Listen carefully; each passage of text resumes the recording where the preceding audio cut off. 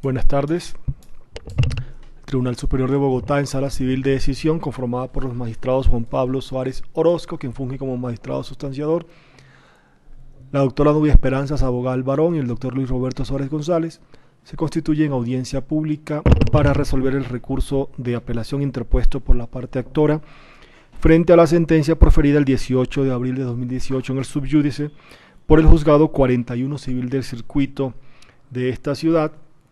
dentro del proceso promovido por Gloria Fabiola Silva Corchuelo y otros contra herederos indeterminados de Jesús Antonio Silva Corchuelo. Seguidamente se le da el uso de la palabra al apoderado aquí presente para que se identifique y suministre el lugar de notificación en el evento en que estos últimos datos hayan sufrido modificación respecto a la primera instancia. Buenas tardes, honorables magistrados de la Sala Civil del Tribunal Superior de Bogotá. Mi nombre es Luis Armando Fajardo Rodríguez, cédula de ciudadanía 19-283-023 de Bogotá, tarjeta profesional 18158.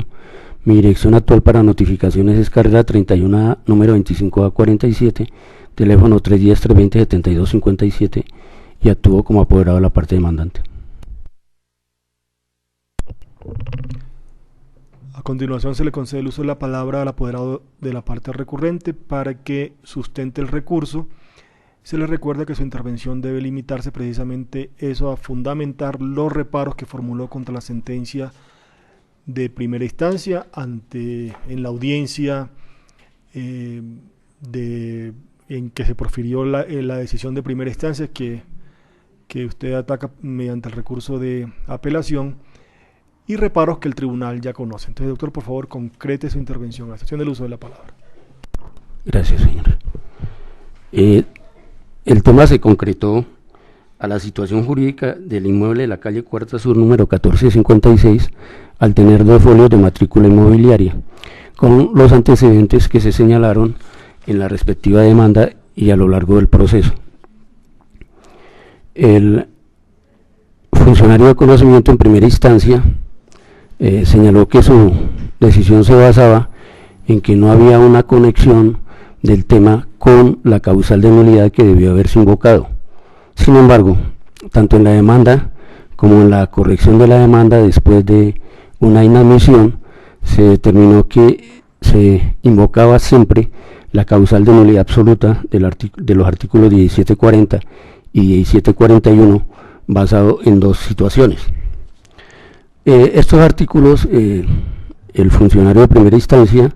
omitió aplicarlos porque, como se señala, se decía que no había una conexión entre los hechos y dicha nulidad. Sin embargo, esta nulidad, aun que no se hubiera pedido a petición de parte, debía declararse de oficio, como lo señala la Corte Constitucional en sentencia 345 del año 2017, magistrado ponente Alejandro Linares Cantillo, del 24 de mayo de 2017, sobre una demanda de inconstitucionalidad contra los artículos 1741 y 1743. Entonces, la recriminación jurídica que se hace al fallo de primera instancia se centra en los siguientes puntos. Se invocó expresamente la causal de nulidad absoluta establecida en los artículos 1740 y 1741. Estos artículos lo que hacen es proteger no solamente el orden jurídico, sino los derechos ciertos de las personas. El orden jurídico, porque todo acto que vaya contra la ley se considera que está viciado de nulidad absoluta, como en el caso presente, donde al hacerse una escritura inicial de englobe con respecto a un predio de mayor extensión, se violó toda la normatividad relacionada con el registro de inmuebles y los requisitos que son necesarios para que se tenga en cuenta esos actos como válidos respecto,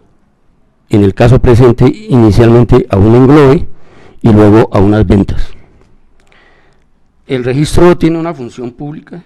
y el decreto 1250 del 70 es una norma nacional de carácter obligatorio y se determina en el numeral 6 del artículo 4 que la matrícula es un folio destinado a un bien determinado.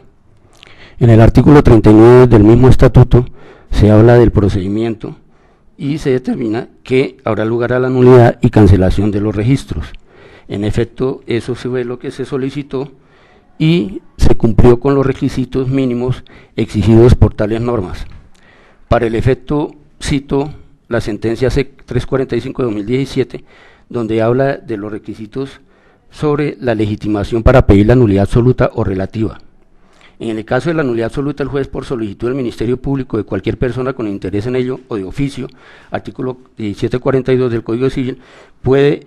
incluso debe, declarar la nulidad cuando, según lo dicho por la Corte Suprema de Justicia, primero, sea manifiesta en el acto de contrato; segundo, el acto de contrato que da cuenta del defecto se haya invocado en el proceso correspondiente como fuente de derechos y obligaciones; tercero, hayan concurrido al proceso en su condición de partes quienes hayan participado en la celebración del acto de contrato o sus causavientes.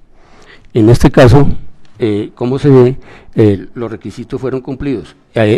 Participaron los causavientes de las personas que se involucraron en los actos que originaron 2 folios de matrícula inmobiliaria. En cuanto a la invocación de los títulos, ellos generaron unos derechos y unas obligaciones que están vigentes hasta que no se cancele el folio de matrícula sobre el cual se imploró la anulación. Igualmente, se trata de un régimen sancionatorio que se aplica a los actos que no son conducidos bajo la égida de la ley. Aquí, inicialmente, cuando se englobó el inmueble, se creó la ficción de que formaba parte de otro inmueble de mayor extensión que tenía una matrícula determinada, y luego se vende y se desengloba con una matrícula inmobiliaria diferente. Esto no lo debía hacer la oficina de registro, por cuanto realmente el inmueble que se estaba englobando dentro de un inmueble de mayor extensión no hacía parte de ninguna forma, ni jurídica ni catastralmente,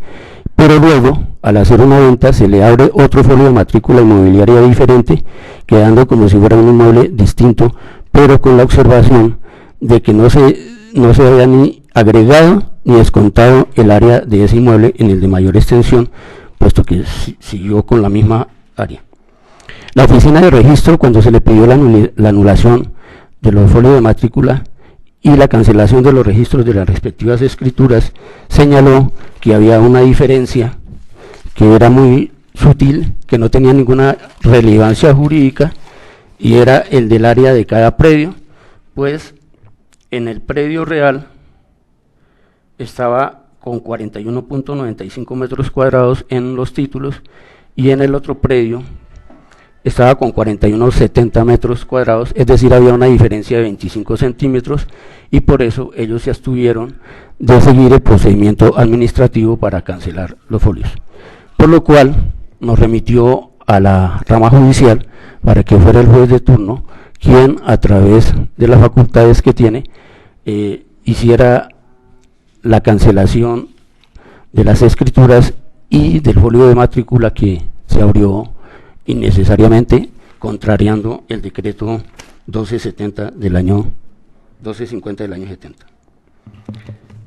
Igualmente se señala que con este registro que se hizo inicialmente por un englobe y luego un desenglobe a través de una venta, se violó el decreto 1250 del 70, artículos 2, 4, numeral 1, 5 sobre la matrícula de propiedad que consta de un solo folio, artículo 7 sobre la primera columna, y el artículo 36 sobre errores en el registro, y el 39 que señala el procedimiento. En consecuencia, el fallo del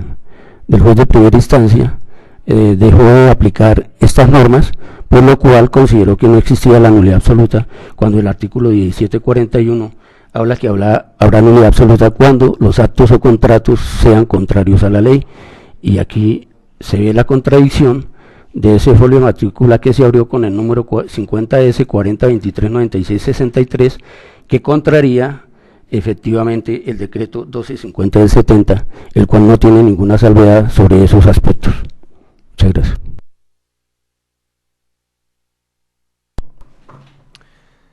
Escuchada la intervención del apoderado de la parte recurrente, se pone en conocimiento de la parte demandante que esta sala, los miembros de esta sala, en oportunidad previa a la realización de esta audiencia, tuvo realizado reuniones previas para analizar el expediente, la demanda y básicamente la prueba documental allegada a la actuación. Y encontrándose los presupuestos necesarios para proferir una decisión de fondo, y no encontrándose irregularidad que invalide lo actuado, se procede a dictar la sentencia correspondiente previa a las siguientes consideraciones.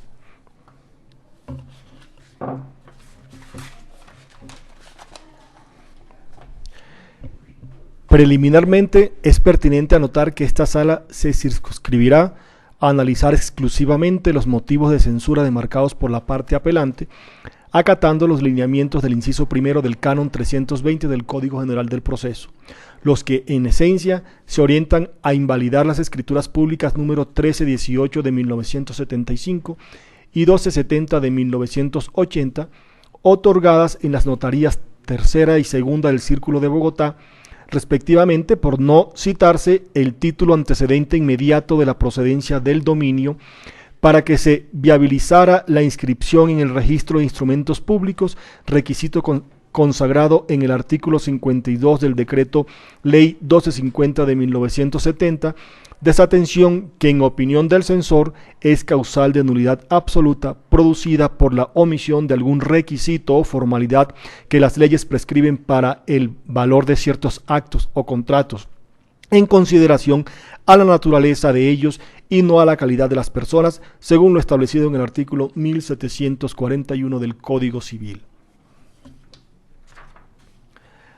Al respecto, comporta precisar que el tribunal se pronunciaría de fondo sobre la apelación formulada, no obstante que la nulidad absoluta invocada ahora se sustenta en supuestos distintos a los esbozados en el pliego incoativo, esto es, comilla, lo que se dijo en la demanda.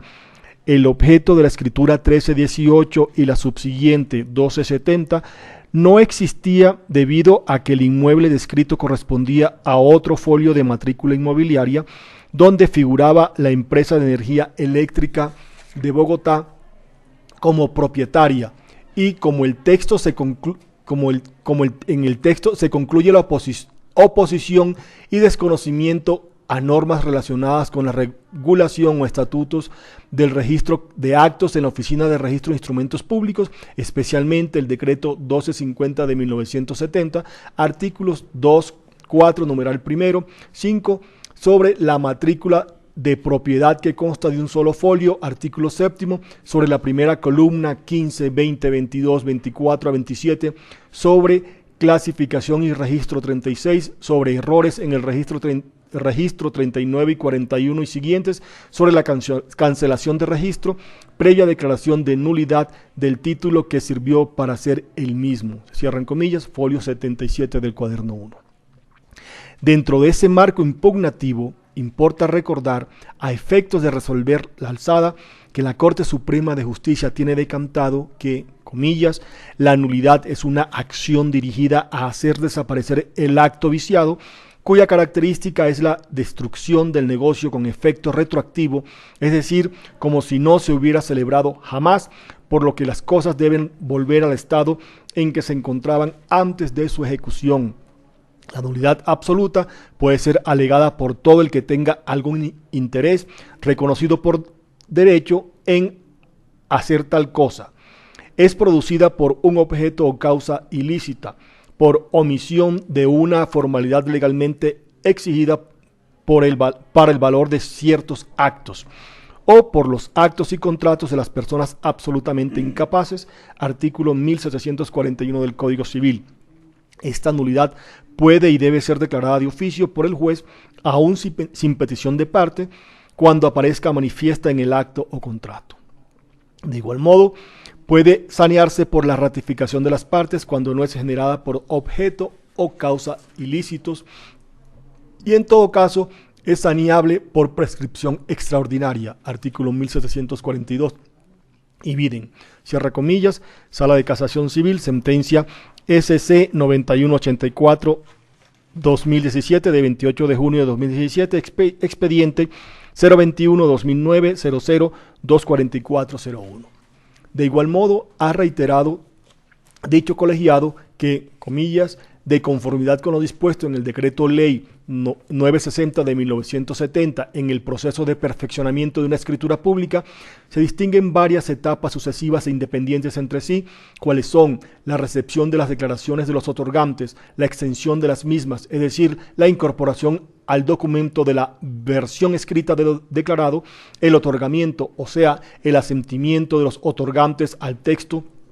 que ha sido extendido en el instrumento, y por último la autorización que, a tenor del artículo 14 del Decreto Ley 960 de 1970, consiste en la fe que imprime el notario al instrumento, lo que realiza luego de verificar el cumplimiento de los requisitos pertinentes y en atestación pública de que las declaraciones han sido realmente emitidas por los interesados. Dado que durante el proceso de perfeccionamiento de una escritura pública puede incurrirse en nulidad, lo que acontece cuando se omite el cumplimiento de los requisitos esenciales o pueden ocurrir irregularidades de menor entidad desde el punto de vista formal, el Decreto Ley 960 de 1970 dedicó su título tercero a la invalidez y subsanación de los actos notariales. De los primeros se ocupa en forma específica el artículo 99 del decreto en mención, casos en los cuales se sanciona por el legislador el vicio de que trata con la invalidez del acto notarial en cuestión. En cuanto a las demás irregularidades, estas pueden ser objeto de subsanación, enmienda o corrección, y de ello se ocupan las restantes normas del título tercero del aludido decreto 960 de 1970, cual acontece cuando, a pesar de haberse cumplido los requisitos esenciales para el nacimiento de una escritura pública a la vida jurídica, por una circunstancia ajena a las partes y atribuible al notario, éste no la firmó. En tal hipótesis, quien ocupe el cargo podrá suscribir con posterioridad el documento para elevarlo a la categoría de escritura pública, previa autorización de la Superintendencia de Notariado y Registro. Artículo 100, Decreto Ley 960 de 1970 y artículo 47 del decreto 2148 de 1983, se cierran comillas, sentencia de la Sala de Casación Civil de 31 de enero de 1995, radicación 4293.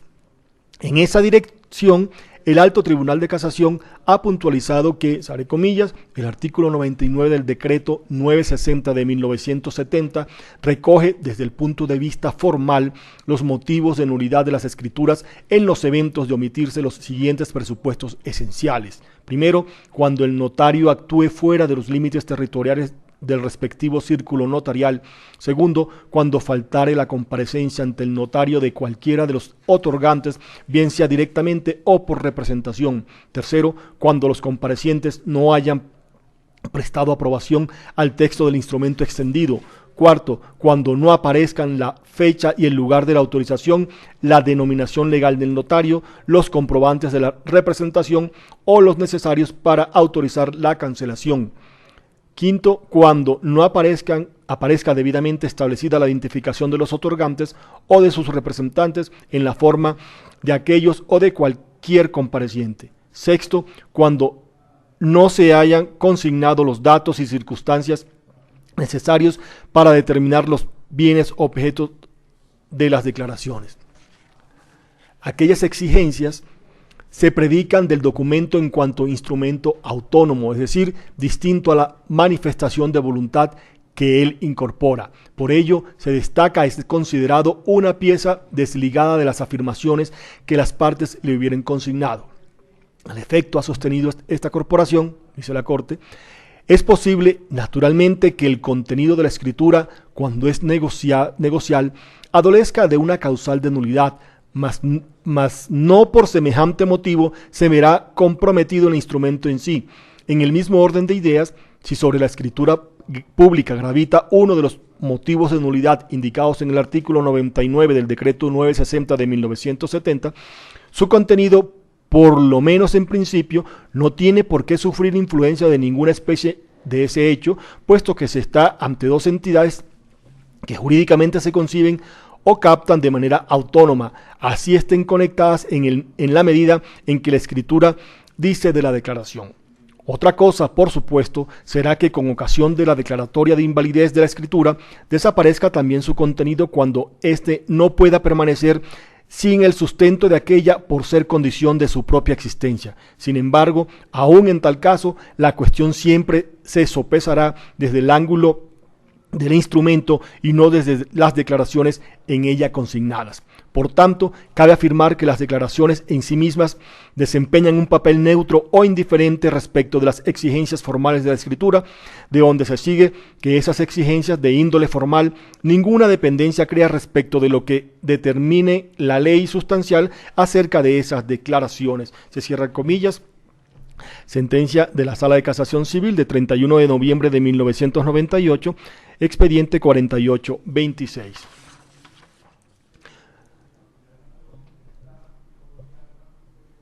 Una es la nulidad formal de las escrituras públicas reglamentada en el decreto 960 de 1970 y otra diferente, la nulidad absoluta de un acto o contrato por falta de requisitos para el valor del mismo según su especie y la calidad o estado de las partes a que se refiere el artículo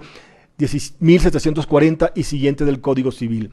En efecto, el canon 1741 de la misma obra dice: la nulidad producida por objeto o causa ilícita y la nulidad producida por la omisión de algún requisito o formalidad que las leyes prescriben para el valor de ciertos actos o contratos en consideración a la naturaleza de ellos y no a la calidad o estado de las personas que los ejecutan o acuerdan, son nulidades absolutas.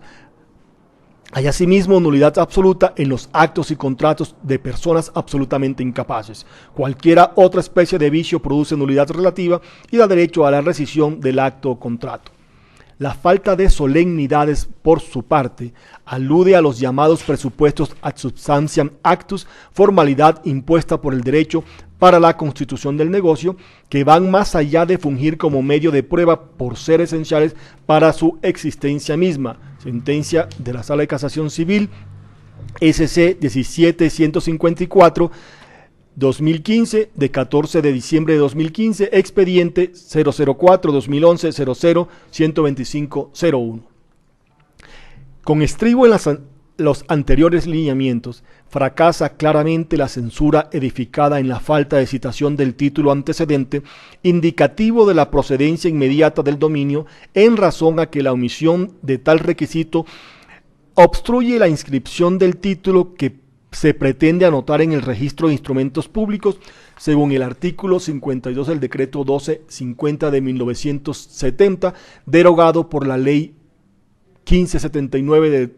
del año 2012, mas no es una inadvertencia constitutiva de nulidad absoluta de la respectiva escritura desde el punto de vista formal, por no encuadrarse dentro de las causales consagradas en el artículo 99 del decreto 960 de 1970, ni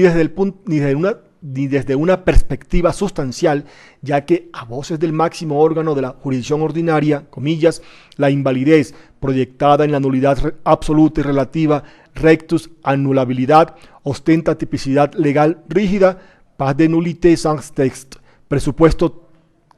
presupone texto o norma, precepto legal previo y expreso, al corresponder exclusivamente a la ley establecer su disciplina, causas y efectos. Se cierran comillas. Sentencia de la Sala de Casación Civil del 6 de marzo de 2012, expediente 010-2001-000-2601. En un asunto de similares contornos factuales, la Sala de Casación Civil señaló, comillas, aunque el censor soporta su acusación en el desconocimiento del artículo 1741 del Estatuto Civil,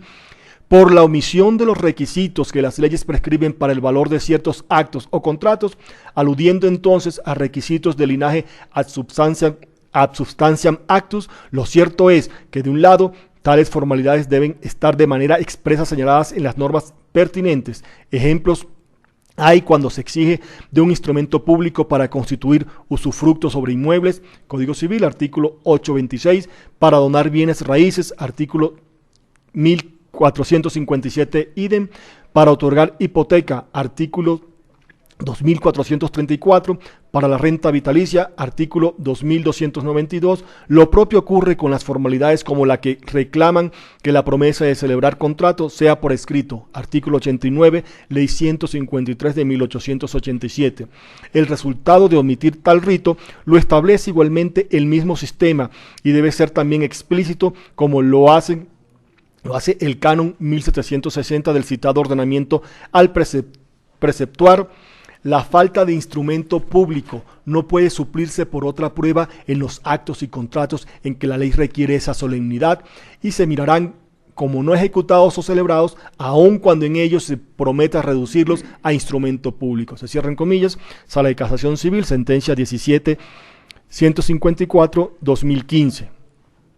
Aunado a lo anterior, no puede perderse de vista que, examinado con detenimiento el escrito genitor, los fundamentos fácticos y normativos en los que apoya su pretensión de invalidación el extremo demandante aquí recurrente, en verdad no estructuran alguno de los motivos consagrados taxativamente por el legislador como causal de nulidad absoluta, pues sus aspiraciones realmente se están encaminadas a la cancelación de inscripciones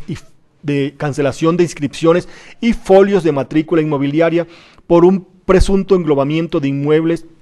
efectuado indebidamente y la supuesta segregación irregular de los mismos. En efecto, entre los hechos que fundan el texto demandatorio se encuentran los que a continuación se narran. Comillas, 18. En consecuencia, esto se dijo en la demanda, en consecuencia, el bien descrito en el folio 50S 40 23 96 63 es el mismo del folio 50S 10 81 9 28 y de esta manera deben cancelarse las anotaciones y los folios 50S 40 23 96 63 por cuanto el folio 50S 10 81 9 28 es el correcto por historia y tradición. 19. El inmueble correspondiente al folio de matrícula 50S 27 85 37 nunca se dividió o se desmembró y sigue en su misma área y linderos, al punto de que según certificado de catastro de cabida y linderos está idénticamente igual a como se compró inicialmente, anotación 001. 20. El demandante tiene interés en la corrección, puesto que el inmueble que adquirió tiene como folio de matrícula correcto el 50S 1081 928 y no el que fue creado de acuerdo con la escritura 1318 del 15 de abril de 1975 de la Notaría Tercera, por no corresponder a la tradición respectiva siendo el mismo inmueble. 21. El inmueble que adquirió el señor Fernando Silva Corchuelo viene con tradición desde mayo de 1957 y el creado por escritura 1318 solo se remonta a 1975 pero sin tradición. 22. No deben existir dos folios sobre un mismo inmueble, debiendo cancelarse el folio 50S 50 23 966. Se cierran comillas. Asimismo, en el libelo iniciático se expusieron como, comillas, consideraciones legales que hacen necesario cancelar el registro solicitado, comillas, las siguientes. Tercero, cuando se cometen errores de fondo por anotación indebida o calificación ilegal conforme con el artículo 39 del decreto 1250 de 1970, procede la cancelación de un registro de inscripción, es el acto por el cual se deja sin efecto el registro o inscripción. Cuarto, conforme con el artículo 40 del citado decreto 1250, el registrador procederá a cancelar un registro o inscripción cuando se le presente la prueba de la cancelación del respectivo título o acto o la orden en tal sentido. Sexto, la corrección de un folio o inscripción de algún acto jurídico en registro procede cuando se verifica que se ha incurrido en un error al realizar la inscripción por parte de la respectiva oficina de registro, mientras que la cancelación no implica la ocurrencia de un error por parte de dicha oficina, sino simplemente el acatamiento de la misma o a lo dispuesto en un acto, contrato o providencia que respalda u ordena esta medida, siendo este último caso el que se plantea, realizando unas súplicas relacionadas con la cancelación de un registro según los hechos y explicaciones dadas. En consecuencia, esta cancelación implorada en las peticiones tiene el efecto de dejar sin valor la inscripción de las escrituras 1318 y 1270 citadas y la orden del cierre del folio 50S 40 23 96 63, desapareciendo la misma y en consecuencia deben quedar los títulos que son legítimos, al igual que los folios de matrícula. Se cierran comillas. Entonces, visible a folios 72, 73 y 74 del cuaderno 1. Si esto es así, se advierte palmariamente que el trámite gubernativo era la vía idónea sobre la que han debido transitar los promotores del juicio para encontrar solución a la problemática planteada, gestión que parecería haberse agotado si en cuenta se tiene la contestación emitida mediante oficio 50S 2012 EE 17505 de 15 de junio de 2012, emitida por el registrador principal de Oficina de Registro Zona Sur, Bogotá, a, entre comillas, la solicitud de corrección, así se denominó, elevada por Gloria Fabiola Silva C. y José Fernando Silva C. Esto es visible a folios 49 a 56 del cuaderno 1, en la que se les puso en conocimiento lo siguiente, comillas, se dice en la respuesta. Doy respuesta a su solicitud contenida en el folio de fecha 22/11/2001, radicada en esta oficina con el consecutivo correspondiente a 50S 2011 ER 29665 de fecha 23 de noviembre del año 2011, donde se solicita el cierre del folio de matrícula 50S 40 23 96 63 por cuanto la anotación 003 del folio de matrícula 50S 27 83 57 no corresponde a dicho folio. Al respecto le informo, una vez analizados los folios de matrícula de la referencia con respecto al folio 50S 270837,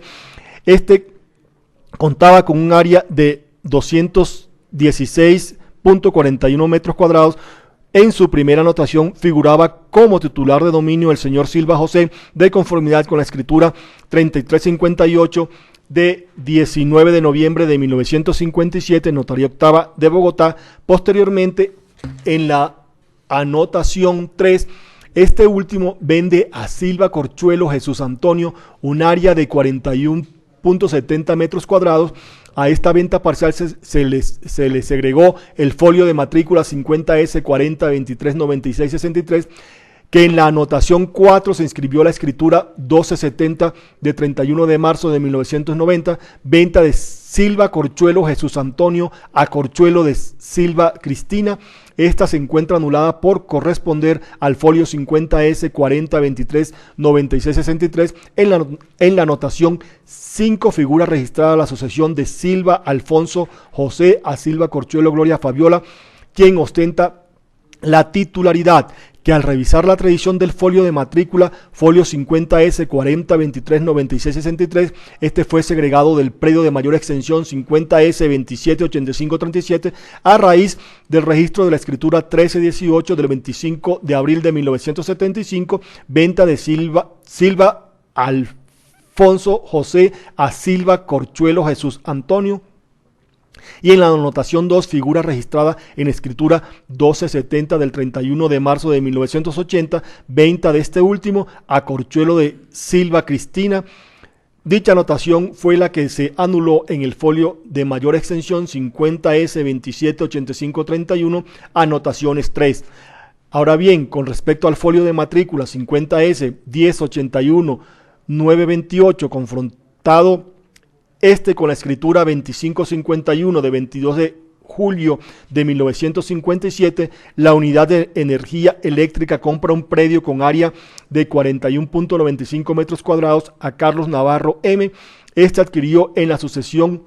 de Isabel Sordo de Navarro del Juzgado Sexto Civil del Circuito de Bogotá, que de la lectura y análisis de la escritura 1318 de 25 de abril de 1975, Jesús Antonio Silva Corchuelo compra un lote de terreno que hace parte de otro de mayor extensión con una cabida aproximada de 41.70 metros cuadrados que hace parte del señalado como el número 9 de la manzana F de la urbanización Santa Catalina, con datos de antiguo sistema que arrojan el folio de matrícula 50S 278537. Por todo lo anterior, concluye la oficina de registro, y como quiera que no se determinó ninguna duplicidad, no es procedente el cierre del folio de matrícula 50S 40 23 96 63, ya que este y los demás referenciados a la fecha se ajustan al ordenado por el artículo 82 del decreto 1250 de 1970, estatuto registral. Esto es visible a folio 59 y 58 del cuaderno 1. Tal contestación, que es sin duda un acto dimanante de la administración, al igual que las inscripciones en el folio de matrícula inmobiliaria cuestionadas, habría podido ser refutada ante la jurisdicción contenciosa para dar lugar al control de legalidad sobre las decisiones tomadas por la Oficina de Registro de Instrumentos Públicos, debate del que no se evidenció su adelantamiento. De todo lo previamente discurrido, deviene la confirmación de la sentencia apelada sin que se imponga condena en costas por no aparecer causadas. En mérito de lo expuesto, el Tribunal Superior del Distrito Judicial de Bogotá, Distrito Capital, en Sala Civil de Decisión, administrando justicia en nombre de la República de Colombia y por autoridad de la ley, resuelve, primero, confirmar la sentencia proferida el 18 de abril de 2018 en el subyúdice por el Juzgado 41 Civil del Circuito de Bogotá, de acuerdo con lo expuesto en la parte considerativa de esta providencia. Segundo, sin costas en esta instancia. Tercero, devolver el expediente en oportunidad al juzgado de origen. Esta decisión queda notificada en estrados.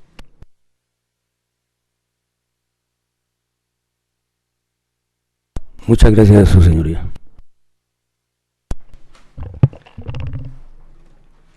No habiéndose formulado